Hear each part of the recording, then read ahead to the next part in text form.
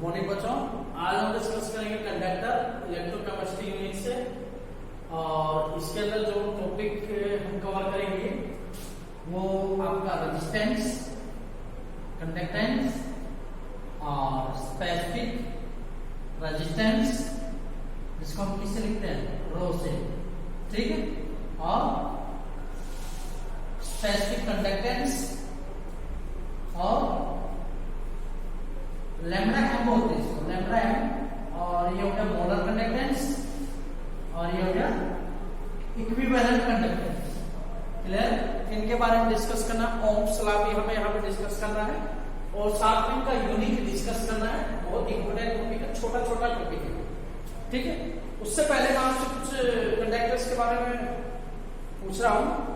सोचना आपको अपने दिमाग के अंदर कि मान लो हमारे पास ऐसा है, एक मेटलिक वायर है, ठीक है, मेटलिक वायर है और कुछ कंडीशन है हमारे पास कि वैसे लिया हमने, बीकर लिया, उसके अंदर हमने सॉल्वेंट लिया, सॉल्वेंट, ठीक है, और उसके अंदर हमने डाला इलेक्ट्रोलाइट, ओके, और एक और बीकर लिया हमने, उसके अंदर हमने डाला सॉल्वेंट लिया, एक को सॉल्वेंट, और अब की बार यहां पे हमने डाला नॉन इलेक्ट्रोलाइट, क्लियर है ना, नॉन इलेक्ट्रोलाइट। हालांकि दोनों ही सब्सटेंस है, दोनों ही क्या है, सब्सटेंस है। सब्सटेंस इलेक्ट्रोलाइट और नॉन इलेक्ट्रोलाइट दोनों हो सकता है। अच्छा, इलेक्ट्रोलाइट नॉन इलेक्ट्रोलाइट में डिफरेंस क्या होगा, आप हमें ये बताओ। यहां से शुरुआत करते हैं, तब तक आप इन दोनों के बीच में डिफरेंस क्या है ये सोचो। कि जो मेटलिक वायर है, अगर हम इसमें से करंट पास करें तो क्या करंट पास हो जाएगा मेटलिक वायर में से? एकदम हो जाएगा, यस, ठीक है। अब मैं एक इलेक्ट्रोलाइट, जैसे कोई भी एसिड हो गया, कोई भी बेस हो गया, कोई भी साल्ट हो गया, अगर मैं इसके अंदर डालूं, अज्यूम करो सॉल्वेंट यहाँ पे वाटर, ठीक है ना, एसिड मान लो, कोई भी एसिड, कोई भी बेस, कोई भी साल्ट, जैसे एक एग्जांपल लो, HCl हो गया, NaOH हो गया और NaCl हो गया, ठीक है ना। आप इनको वाटर में डालो, क्या होगा, इसको वाटर के अंदर डालो, इसको वाटर के अंदर डालो, इसको वाटर के अंदर डालो, तो होता क्या है, जब एसिड बेस साल्ट, ठीक है, जब आप इनको वाटर के अंदर डालेंगे तो ये आपको आयंस देंगे, ये आपको क्या देंगे, आयंस। और आयंस कौन से देंगे, एक तो कैटायन देगा और एक कौन सा देगा, अनायन देगा। मींस एक तो पॉजिटिव चार्ज वाला, जैसे हमने मान लिया उसको एक पॉजिटिव बोलते हैं, और दूसरा अनायन देगा बी नेगेटिव, क्लियर है। एक पॉजिटिव चार्ज वाला देगा, एक नेगेटिव चार्ज, क्लियर है। तो इसके अंदर क्या मिलेंगे आपको, आयंस मिलेंगे। जैसे HCl आपको क्या देगा, H पॉजिटिव Cl नेगेटिव देगा। NaOH क्या देगा, Na पॉजिटिव साथ में क्या देगा, OH नेगेटिव। NaCl क्या देगा, Na positive plus Cl negative. तो आयंस दे रहे हैं, कैटायन या आयन दे रहा है। तो एसिड बेस साल्ट, इसको भी सॉल्वेंट के अंदर डाला, वाटर के अंदर डाला, जैसे हमने यहाँ, तो वो सब्सटेंस क्या कहलाता है, वो सब्सटेंस इलेक्ट्रोलाइट कहलाता है। तो हम ये कह सकते हैं हर एक इलेक्ट्रोलाइट को जब वाटर के अंदर आप डालेंगे तो आपको क्या देगा, आयंस देगा। तो इलेक्ट्रोलाइट एक ऐसा सब्सटेंस है जिसको जब वाटर के अंदर डालते हैं तो आपको क्या देता है, आयंस देता है, ये जैसे आयंस को। अच्छा, नॉन इलेक्ट्रोलाइट क्या होता है, नॉन इलेक्ट्रोलाइट एक ऐसा सब्सटेंस है जिसको आप वाटर के अंदर डालो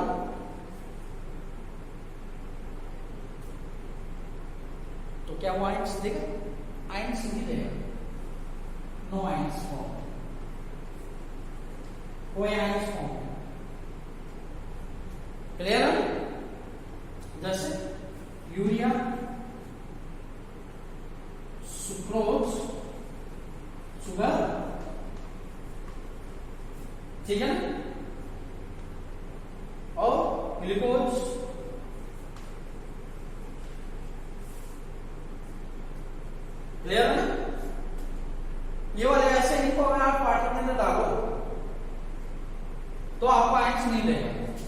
मतलब इसके अंदर कोई आयंस नहीं है, नो आयंस। अच्छा अब ये बताओ, अब इसके अंदर इलेक्ट्रिसिटी पास करो, इलेक्ट्रिसिटी पास करो, इसके अंदर भी पास करो, इसके अंदर भी पास करो। ये बताओ इलेक्ट्रिसिटी किस में से कंडक्ट हो जाएगी, इलेक्ट्रिसिटी किस में से कंडक्ट हो जाएगी बताइए? क्या इसमें से हो जाएगी? मेटलिक वायर में से हो जाएगी एकदम ओके। क्या इलेक्ट्रोलाइट वाला जो सॉल्यूशन था उससे पास हो जाएगी? यस। क्या इससे पास हो जाएगी? नो। तो मतलब क्या हुआ, आपको सब्सटेंस को पहचानना है, सब्सटेंस को आइडेंटिफाई करना है कि कौन सा सब्सटेंस इलेक्ट्रिसिटी पास करेगा और कौन सा सब्सटेंस इलेक्ट्रिसिटी पास नहीं करेगा जब उसको सोलवेंट में डिजोल्व कर दिया जाए। सोलवेंट यहाँ पे हमने क्या मान लिया था? वाटर। वो जनरली यूनिवर्सल सोलवेंट क्या लेते हैं? वाटर लेते हैं। तो ऐसे सब्सटेंस जो वाटर में डालने के बाद आयंस आपको देते हैं वो इलेक्ट्रोलाइट कहलाते हैं। दो टाइप के आयन देंगे और जो आयंस नहीं देंगे वो कैसे कहलाते हैं? Non electrolyte. तो नॉन इलेक्ट्रोलाइट जो होता है वो बैड कंडक्टर होता है, बैड कंडक्टर। इलेक्ट्रिसिटी तो कंडक्ट करती है और ये क्या होता है? इलेक्ट्रोलाइट क्या होता है? गुड कंडक्टर होता है। तो कहने का मतलब हमारा ये था कि मेटल के अंदर आपने बताया इलेक्ट्रिसिटी पास हो जाएगी, करंट पास हो जाएगा, करंट पास हो जाएगा मेटल वायर के थ्रू।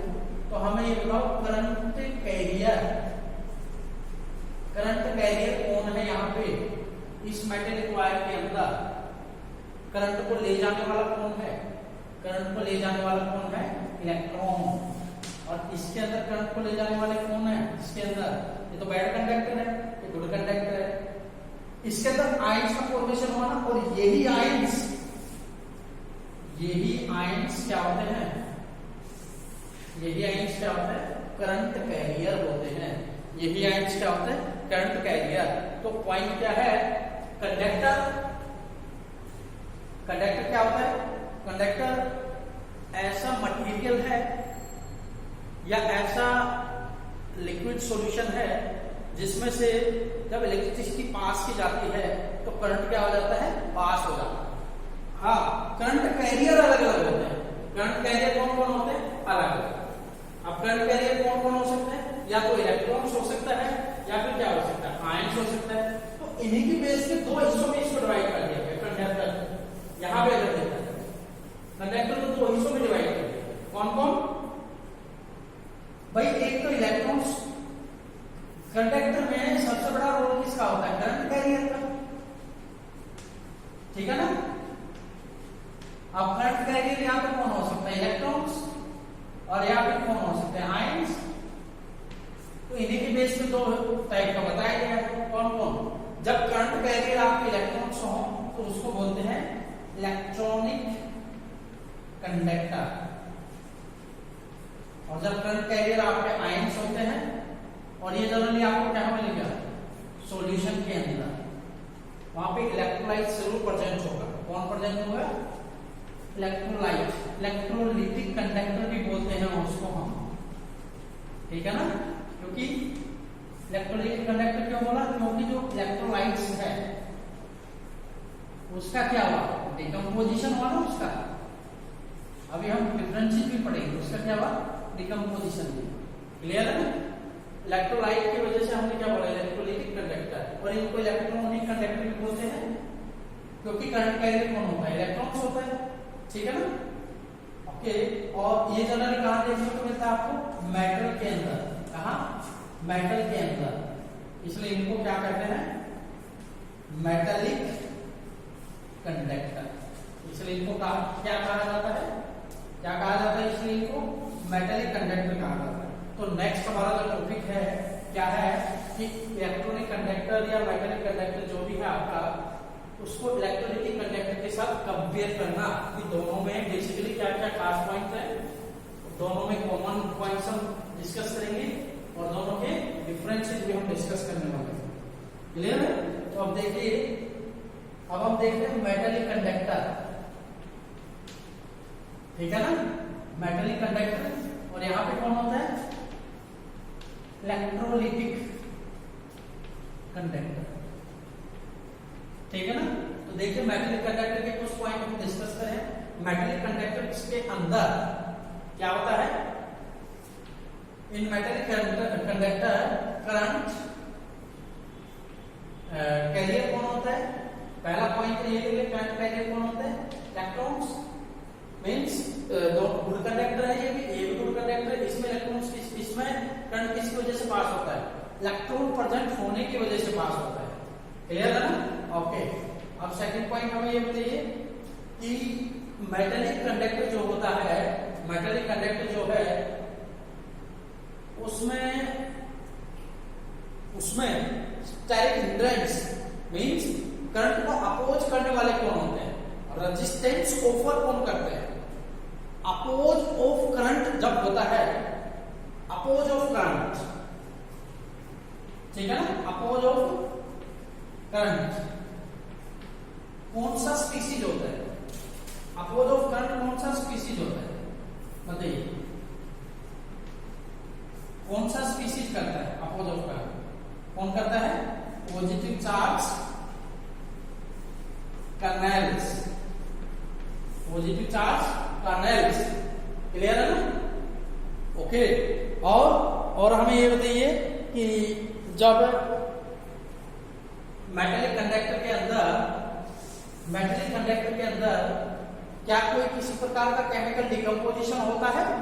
क्या कोई किसी प्रकार का केमिकल डिकम्पोजिशन होता है? बोलो, क्या केमिकल डिकम्पोजिशन होता है किसी प्रकार का? No chemical decomposition. याद रखिए, ये पॉइंट हमने क्यों बताया? क्योंकि इलेक्ट्रोलिटिक कंडक्टर के अंदर करंट कैरियर कौन होते हैं? करंट कैरियर कौन होते हैं? Ions. And these are ions form due to chemical decomposition of कौन? Chemical decomposition of electrolyte. क्या बताया था भाई? इलेक्ट्रोलाइट को जब आपने वाटर में डाला था तो उसी ने तो क्या बनाया था? उसी ने क्या बनाया था? आयंस बनाया था ना, तो केमिकल डिकम्पोजिशन हुआ था वहां पे। क्लियर है ना? ओके। अच्छा, इसका एक और पॉइंट हम डिस्कस कर सकते हैं। मेटेलिक कंडक्टर, ठीक है ना?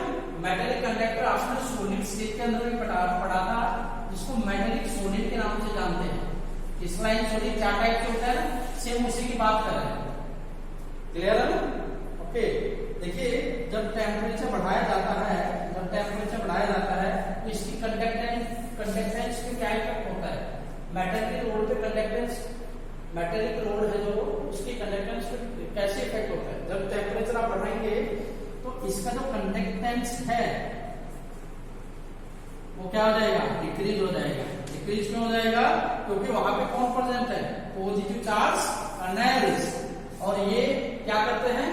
पॉजिटिव चार्ज कर्नेल्स क्या करते हैं? स्टेरिक हिंड्रेंस प्रोवाइड करते हैं, रुकावट पैदा करते हैं in the flow of current, current carrier जो होते हैं उनमें क्या प्रोवाइड करते हैं? ये स्टेरिक हिंड्रेंस प्रोवाइड करते हैं। क्लियर है? ओके। अब इलेक्ट्रोलिटिक कंडक्टर की बात कीजिए। करंट कैरियर आयंस होता है यहाँ पे। ओके। केमिकल डिकम्पोजिशन होता है इसका, बिल्कुल। और क्या हो सकता है बताओ? कि पहला पॉइंट तो आप ये लिख सकते हैं कि करंट कैरियर कौन होता है? आयंस होता है। दूसरा, केमिकल डिकम्पोजिशन की वजह से ऐसा पॉसिबल है, अगर केमिकल डिकम्पोजिशन ही ना हो तो क्या होगा? वो तो नॉन इलेक्ट्रोलाइट में चला जाएगा ना। केमिकल डिकम्पोजिशन नहीं होगा तो आयंस नहीं बनेंगे। आयंस नहीं बनेगा तो क्या नहीं होगा? करंट फ्लो नहीं होगा। क्लियर है? और क्या होता है? अच्छा, ये बताओ कौन कौन सा फैक्टर है? अच्छा, हमें ये बताओ, पहले टेम्परेचर इफेक्ट देते हैं। अगर मान लो आपने टेम्परेचर बढ़ाया, इसकी इलेक्ट्रोलिटिक कंडक्टेंस पे क्या इफेक्ट होगा? टेम्परेचर बढ़ाएंगे तो आयंस है ना, टेम्परेचर बढ़ाने से तो आयंस को और एनर्जी मिलेगी, आयंस और स्पीड से दौड़ेंगे, है ना? और आयंस जितने तेजी से दौड़ेंगे, कंडक्टिविटी या करंट कैरियर उतनी ही तेजी से क्या होगा? पास होगा। मतलब टेम्परेचर बढ़ाने से क्या होता है? कंडक्टेंस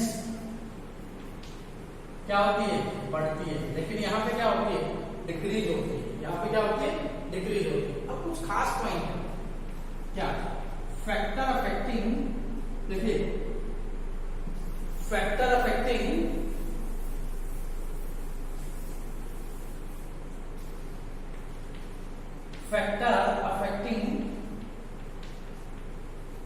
conductance of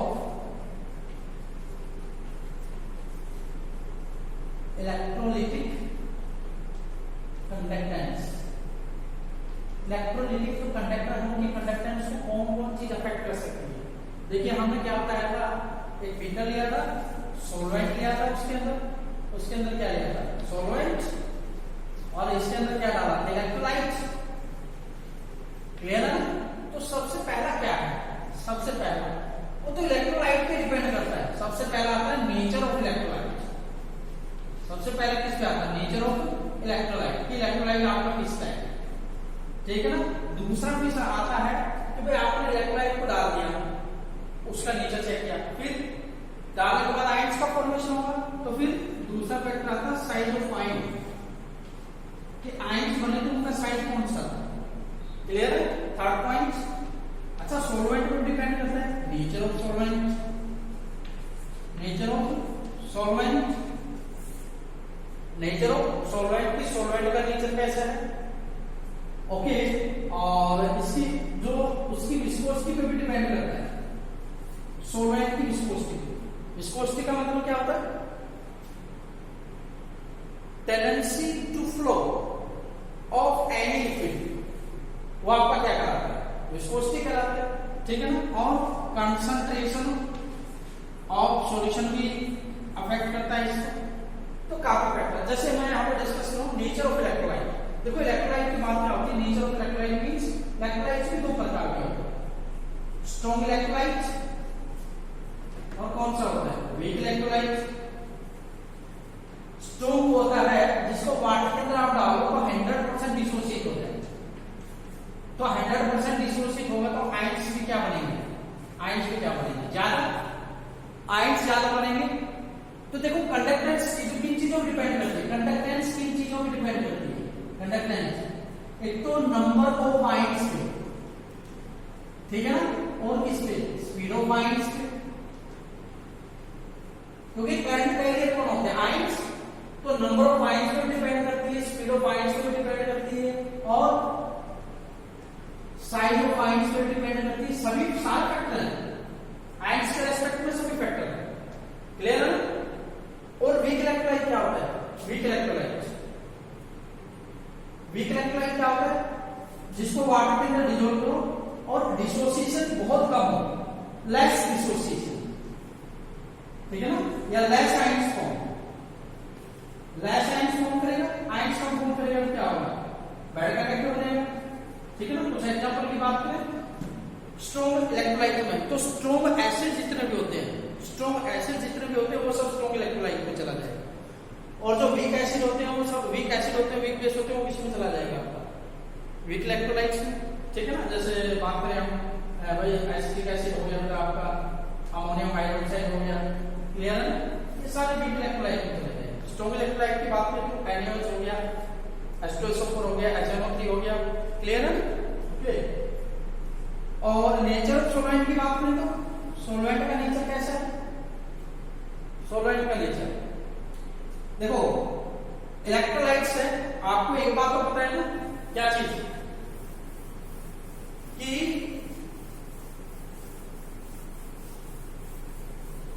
देखो इलेक्ट्रोलाइट्स आपने सॉल्वेंट के अंदर डाला, अब ये आयंस कब बनाएंगे, अब ये आयंस कब बनाएंगे, जब सॉल्वेंट की कैसा नेचर का हो, पोलर नेचर, जब सॉल्वेंट में कैसा हो, पोलर नेचर। तो हम ये लिख सकते हैं कि सॉल्वेंट जो है अगर उसकी पोलैरिटी अगर ज्यादा है, सॉल्वेंट की पोलैरिटी अगर ज्यादा है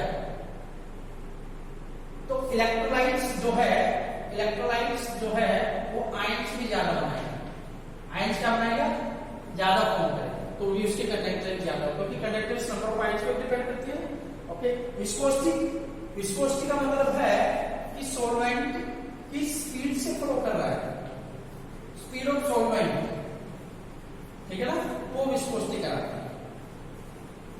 अच्छा, विस्कोसिटी अगर ज्यादा है, विस्कोसिटी अगर ज्यादा है तो हम ये कहेंगे सॉल्वेंट की स्पीड क्या है, लो। सॉल्वेंट की स्पीड क्या है, लो। मतलब क्या, सॉल्वेंट के पार्टिकल्स जो है वो आपस में स्ट्रांगली अट्रैक्ट है। जैसे कंपेयर करो वाटर के मॉलिक्यूल्स और हनी मॉलिक्यूल्स, तो हनी के मॉलिक्यूल्स आपस में क्या होता है, स्ट्रांगली होते हैं, बाउंडेड होते हैं as compare to water molecules. तो फ्लो टेंडेंसी हनी मॉलिक्यूल्स का क्या है, कम है, वाटर मॉलिक्यूल्स का क्या है, ज्यादा है। ये फ्लोइंग टेंडेंसी हनी का कम है, तो हम कहेंगे उसका विस्कोसिटी ज्यादा है। उसका विस्कोसिटी क्या है, ज्यादा। अगर विस्कोसिटी ज्यादा है तो स्पीड ऑफ आयंस क्या होगा, स्पीड ऑफ आयंस क्या होगा, कम होगा ना।